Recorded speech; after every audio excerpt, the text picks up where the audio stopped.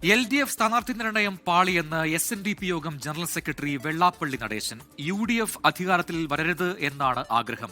UDF അധികാരത്തിൽ വന്നാൽ മുസ്ലിം league നാട് ഭരിക്കുമെന്നും പെട്ടി പൊട്ടിച്ചാൽ ലീഗ് മുഖ്യമന്ത്രി സ്ഥാനം ആവശ്യപ്പെടുമെന്നും വെള്ളാപ്പള്ളി പറഞ്ഞു. വെള്ളാപ്പള്ളി നടേശന് ഭ്രാന്തെന്ന് മുസ്ലിം ലീഗ് മലപ്പുറം ജില്ലാ ജനറൽ സെക്രട്ടറി അബ്ദുൽ ഹമീദ് പ്രതികരിച്ചു.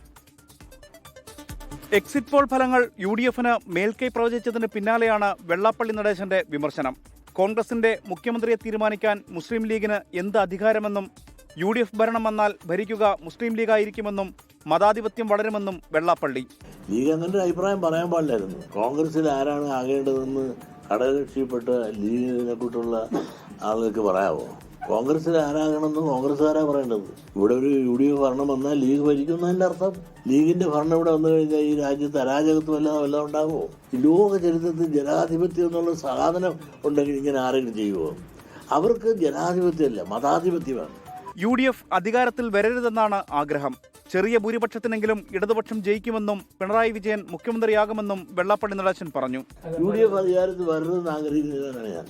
പിണറായി അധികാരത്തിൽ വരണമെന്ന് ആഗ്രഹിക്കുന്നതാണ് ഞാൻ. തോറ്റാലും ജയിച്ചാലും റിസൾട്ട് വരുന്നവരെ പിണറായി വരണമെന്ന് ആഗ്രഹിക്കുന്നതാണ് ഞാൻ. പിണറായിയെ കൊണ്ട് എന്താ, അദ്ദേഹം ഒരു ശുദ്ധനാണ്. പാവം.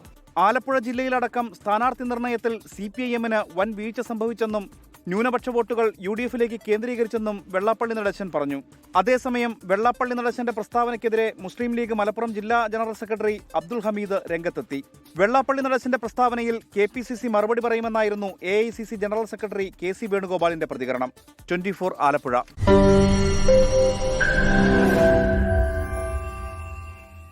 ലോകത്തെവിടെയായാലും ഏത് സമയത്തും 24 വാർത്തകളും ഓഗ്മെന്റഡ് റിയാലിറ്റി പാക്കേജുകളും എക്സ്പ്ലെയിനറുകളും വിശദമായി കാണാൻ ഞങ്ങളുടെ YouTube ചാനൽ നിങ്ങൾക്ക് സബ്സ്ക്രൈബ് ചെയ്യാം.